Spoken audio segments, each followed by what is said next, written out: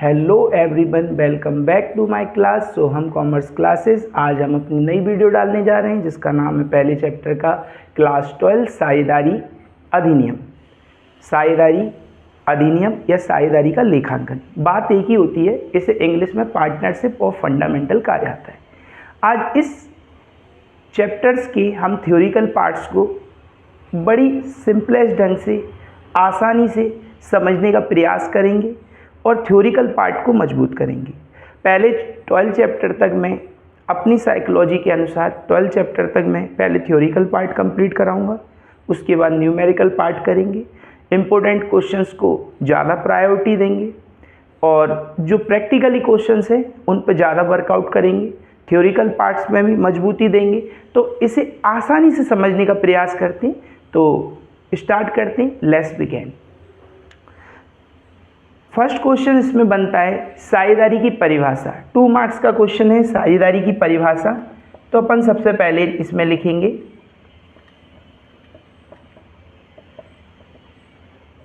भारतीय साझेदारी अधिनियम 1932 की धारा 4 के अनुसार जब 2 या 2 से अधिक व्यक्ति व्यापार में लाभ कमाने की इच्छा से सहमत होते हैं उसे साझेदारी कहते हैं।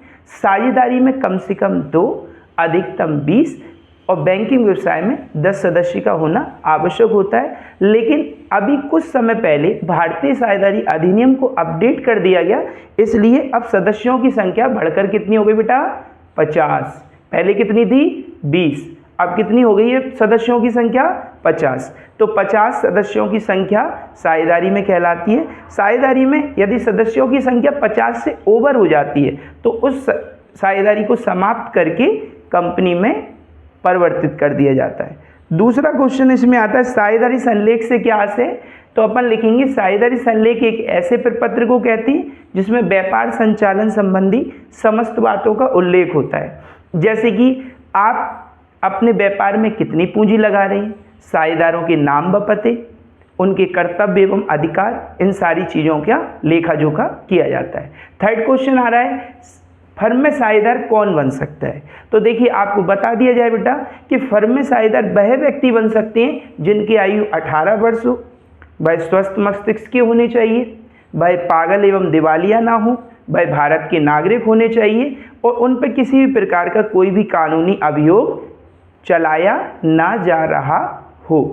अगला क्वेश्चन इसमें बनता है विभाजन योग लाभ से आप क्या समझते हैं? तो अपन लिखेंगे विभाजन योग लाभ उस लाभ को कहते हैं जिसमें से साझेदारों की पूंजी, साझेदार द्वारा किया गया आहरण पर निकाला गया ब्याज, साझेदार को दिया गया वेतन, कोई कमीशन, कोई बोनस इत्यादि का लेखा घटाने के पश्चात जो शेष बचता है उसे विभाजन योग लाभ कहा जाता है। इसके बाद अगला क्वेश्चन आता है साझेदारी संलेख के अभाव में लागू होने वाले नियम। तो अपन लिखेंगे जो व्यक्ति साझेदारी संलेख नहीं बनाता है तब कौन से नियम लागू होते हैं? तो नंबर 1, यदि कोई व्यक्ति साझेदारी अधिनियम बनाता नहीं है तब कौन से नियम लागू होते हैं? नंबर 1, सबसे पहले लाभ विभाजन अनुपात समान अनुपात में होगा। नंबर 2, यदि कोई व्यक्ति फर्म को अलग से पूंजी देता है तो उस पर अलग से ऋण देता है तो उसके लिए उसे 6% वार्षिक की दर से ब्याज दिया जाएगा। साझेदार को ना कोई किसी प्रकार का कोई वेतन मिलेगा, ना किसी प्रकार का बोनस मिलेगा, ना किसी प्रकार का कमीशन मिलेगा, ना तो पूंजी पर ब्याज लिया जाएगा कंपनी द्वारा और ना ही आहरण पर ब्याज आपसे लिया जाएगा, ना पूंजी पर ब्याज दिया जाएगा और लाभ विभाजन अनुपात समान अनुपात में होगा। तीसरा क्वेश्चन बनता है साझेदारी की विशेषताएं बताइए। तो साझेदारी की विशेषता में नंबर 1 पॉइंट आता है सदस्यों की संख्या। साझेदारी में कम से कम 2, अधिकतम 50 और बैंकिंग सेक्टर है तो 10 सदस्य होने चाहिए। नंबर 2, साझेदार के लिए ठहराव का होना आवश्यक होता है जो लिखित एवं मौखिक हो सकता है। ठहराव का मतलब होता है एग्रीमेंट, कि यदि साझेदार जी चाहते हैं कि एग्रीमेंट अपन कितने का करना चाहते हैं तो एग्रीमेंट का होना आवश्यक होता है। नंबर 3, साझेदारी के लिए एक वैध व्यवसाय का भी होना आवश्यक होता है। इनलीगल व्यापार को साझेदारी में शामिल नहीं किया जाता है। और चौथा पॉइंट होता है कि सदस्यता। तो इसमें साझेदारी में वही व्यक्ति सदस्य बन सकता है जिसकी आयु 18 वर्ष हो और वह भारत का नागरिक हो। आज हमने कितने क्वेश्चन सॉल्व कर लिए? शॉर्ट वाले क्वेश्चन 5 किए, लॉन्ग वाले 2 किए। अब एक क्वेश्चन आता है साझेदारी संलेख की विशेषताएं बताइए, जो लॉन्ग में है तो इसे भी हम कवर अप करेंगे। तो अपन लिखेंगे साझेदारी संलेख एक ऐसे प्रपत्र को कहते हैं जिसमें व्यापार संचालन संबंधी समस्त बातों का उल्लेख होता है। इसकी विशेषताएं निम्नलिखित हैं। नंबर 1, पॉइंट ऑफ व्यू बना के जरूर आपको लिखना है। यदि पॉइंट ऑफ व्यू आपका बनता है तो आपको फुल मार्क्स मिलता है। किसी भी चीज़ में फुल मार्क्स के लिए पॉइंट ऑफ व्यू होना अति आवश्यक होता है। अब पॉइंट ऑफ व्यू कैसे बनेगा भाई? तो देखिए पॉइंट ऑफ व्यू क्या है, क्वेश्चंस में से ही बनता है। आप जितने भी हेडिंग्स वगैरह दिए हों तो हेडिंग्स का ही सबसे ज़्यादा महत्व होता है, क्योंकि हेडिंग से क्वेश्चंस में पावर आती है। जो भी आंसर आप देते हैं उसमें पावर देने के लिए हेडिंग्स का सबसे बड़ा कॉन्ट्रीब्यूशंस होता है। हेडिंग यदि आपकी सही जाएगी तो आपका आंसर ऑलरेडी सही जाएगा। तो हेडिंग्स पे अपन को ज़्यादा बल देना है, पॉइंट ऑफ व्यू पे भी ज़्यादा बल देना है, क्योंकि पॉइंट ऑफ व्यू से ही आपका क्वेश्चन उठेगा। तो नंबर 1 है, जैसे कि साझेदारी संलेख वाले क्वेश्चंस में है साझेदारों के नाम व पते, साझेदार के नाम व पते। तो सबसे पहले अपन लिखेंगे इसमें क्या कि सबसे पहले आपकी फर्म में कितने पार्टनर हैं, उनके नाम व पते। नंबर 2, उन्होंने कितनी पूंजी लगाई है। नंबर 3, वह किस चीज़ का व्यापार कर रहे हैं। साझेदारी की अवधि क्या है, इन सब चीज़ों का उल्लेख होता है। और यदि कोई साझेदार फर्म में अलग से काम करेगा तो उसे वेतन मिलेगा या नहीं मिलेगा, कमीशन मिलेगा या नहीं मिलेगा, बोनस मिलेगा या नहीं मिलेगा, आप लाभ विभाजन अनुपात किस रेशो में करेंगे, इन सब चीज़ों को इसमें लिखा जाता है। अब लास्ट क्वेश्चन आता है स्थायी पूंजी परिवर्तनशील पूंजी में अंतर। तो देखिए जब भी कोई क्वेश्चन ये वाला आता है स्थिर पूंजी और परिवर्तनशील पूंजी में अंतर, ये क्वेश्चन जब ऐसे आएगा बेटा तो सबसे पहले अपन क्या देखेंगे, इसमें सबसे पहले महत्वपूर्ण चीज़ होती है कि अब जो अंतर लिखे जाते हैं उनमें आपको विषय सामग्री भी लिखनी पड़ती है। विषय सामग्री इसलिए कि जिससे उस क्वेश्चन में पावर आता है, क्योंकि जो 3 या 4 नंबर में जो क्वेश्चन आएगा इसके थ्योरिकल पार्ट्स में, जैसे स्थिर पूंजी परिवर्तनशील पूंजी में अंतर, तो इसमें सबसे महत्वपूर्ण चीज़ क्या रहेगी, इसमें सबसे महत्वपूर्ण चीज़ रहेगी कि आप जो अंतर लिख रहे हैं उसमें आपको उसकी रूपरेखा भी लिखनी पड़ेगी। जैसे कैसे, पहला पॉइंट बनता है शेष। स्थिर पूंजी का शेष स्थिर रहता है सदैव, परिवर्तनशील पूंजी का शेष बदलते रहता है। इस पूंजी में शेष क्रेडिट भी हो सकता है और डेबिट भी हो सकता है, लेकिन परिवर्तनशील पूंजी का शेष हमेशा क्रेडिट रहता है। स्थिर पूंजी में एक खाता अलग से बनता है जिसे चालू खाता बोलते हैं।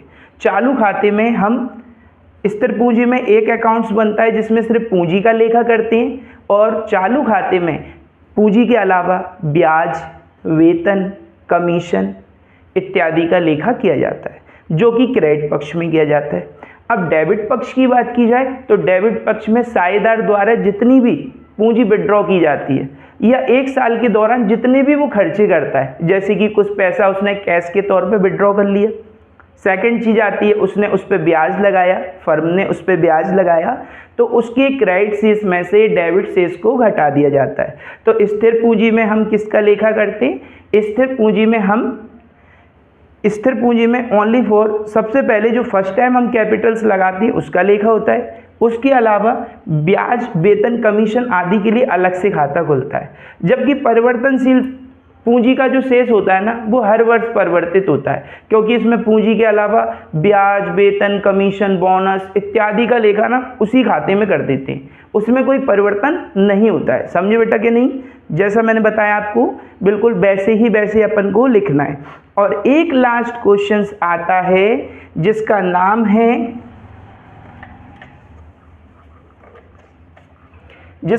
है लाभ की गारंटी। ये क्या होती है लाभ की गारंटी? इसे प्रॉफिट फॉर गारंटी बोलते हैं। जैसे कि मान के चलिए 2 पार्टनर्स हैं, उनके सामने कभी कभी ऐसा भी होता है कि अपॉर्चुनिटी आ जाती है कि बिजनेस में बड़ी अपॉर्चुनिटी आ गई जो हमें ज़्यादा से ज़्यादा प्रॉफिट देगी।